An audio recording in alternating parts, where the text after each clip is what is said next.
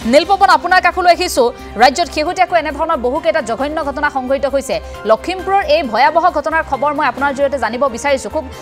এটা সভ্য সমাজক লাজত পেলোৱা কিছু কথা আসলতে কিশোৰীগৰাকীয়ে সন্তান জন্ম দিয়াৰ পাছত সেই কথাখিনি পোহৰলৈ আহিল মই জানিব বিচাৰিছো আমান আলী কোট কেনে ধৰণে কোট এতিয়া লুকাই আছে সেইসমূহ তথ্য আৰক্ষী এতিয়ালৈ কিবা লাভ কৰিবলৈ সক্ষম হৈছে নেকি বা আমান আলী পৰিয়ালৰ লোকৰ পৰা কিবা জানিব পৰা গৈছে নেকি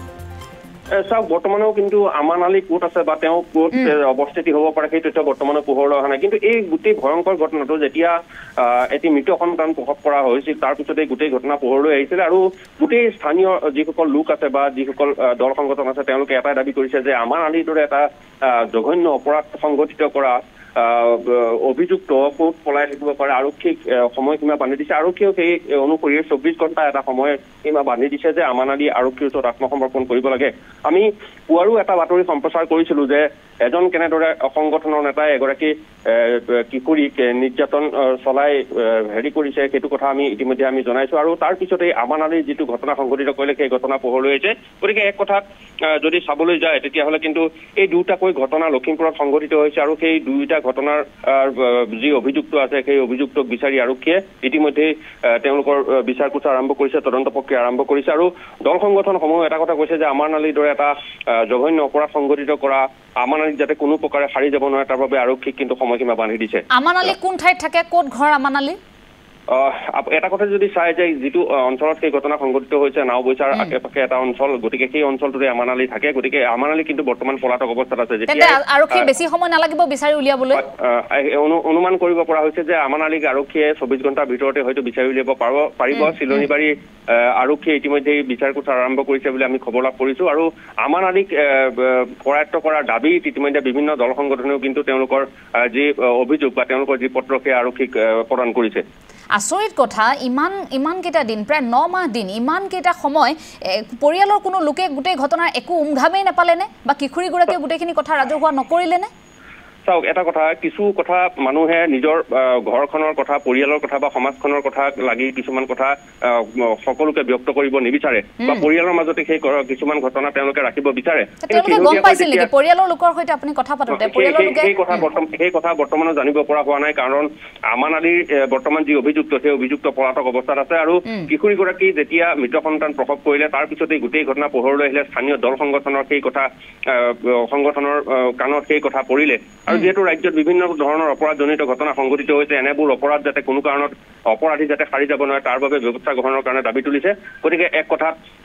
আমান আলীক বিচাৰি উলিওৱাত এতিয়া আৰক্ষীয়ে উঠি পৰি লাগিছে গতিকে আৰক্ষীয়ে যদি আমান আলীক বিচাৰি উলিয়াব পাৰে তেতিয়াহ'লে কিন্তু কেনেদৰে ঘটনা সংঘটিত হৈছিলে বা আমান আলীয়ে ভয় ভাবুকি প্ৰদান কৰিছিলে নেকি সেই তেনেকুৱা কিছুমান তথ্য হয়তো পোহৰলৈ আহিব পাৰে আমান আলীৰ বিষয়ে আপোনাৰ ওচৰত আৰু কি তথ্য আছে কি জীৱিকাৰ সৈতে জড়িত মোৰতো চাৰি বাসিন্দা যেন লগা নাই আমান আলী সেই ঠাইখিনিৰ গতিকে ক'ৰ পৰা কেনেধৰণে আহি আমান আলী তাত আছিল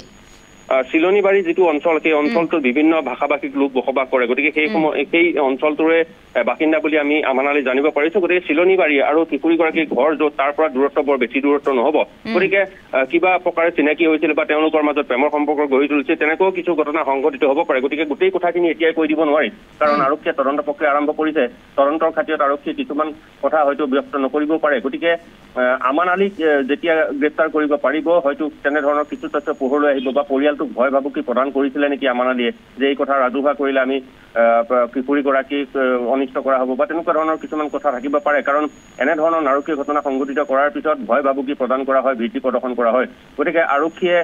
তদন্ত প্ৰক্ৰিয়া আৰম্ভ কৰিছে গতিকে আমান আলীক যদি গ্ৰেপ্তাৰ হয় তেতিয়াহ'লে কিন্তু গোটেই তথ্যখিনি পোহৰলৈ আহিব হয় খুব জঘন্য ঘটনা আচলতে আমি নীলপৱন এই মুহূৰ্তত আপোনাক ধন্যবাদ জনাইছোঁ তদন্ত প্ৰক্ৰিয়া যেহেতু চলি থাকিব আৰক্ষীয়ে কেনেধৰণে কৰায়ত্ব কৰে সেইখিনি লক্ষণীয় হ'ব আমি আপোনাৰ জৰিয়তে আৰু অধিক তথ্য পৰৱৰ্তী মুহূৰ্তত আমি জানিবলৈ চেষ্টা কৰিম নীলপৱন এই মুহূৰ্তত আপোনাক ধন্যবাদ জনাইছোঁ মই আকৌ কৈছোঁ ঘটনাৰ খবৰ এয়া হৈছে লখিমপুৰৰ পৰা আহিছে এটা খবৰ নাওবৈচাৰ পৰা এগৰাকী কিশোৰীক অন্তঃহত্যা কৰিছিল এটা পাখণ্ডটোৰ নাম উল্লেখ কৰিছোঁ আমান আলী পৰিয়ালৰ লোকে এতিয়া সেই অভিযোগ উত্থাপন কৰিছে কিশোৰীগৰাকীয়ে সন্তানটো জন্ম দিয়াৰ পাছতহে এই ভয়াবহ ঘটনাৰ খবৰ পোহৰলৈ আহিছে ইমান দিন কোনেও গম নাপালে সেই পাখণ্ডটোৰ কথা আৰু এই ঘটনাৰ খবৰ বিয়পি পৰাৰ লগে লগে এতিয়া আমান আলী নামৰ সেই নৰপিশাচটোৱে পলায়ন কৰিছে ক'ত আছে কোনেও নাজানে কিছু দূৰতে ঘৰ বুলি কৈছে সেই কিশোৰীগৰাকীৰ পৰা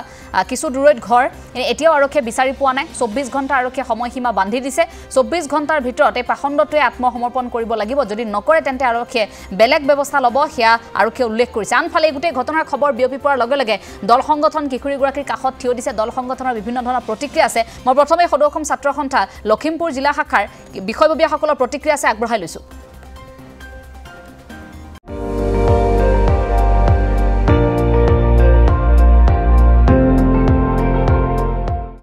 আপুনি চাই আছে ND24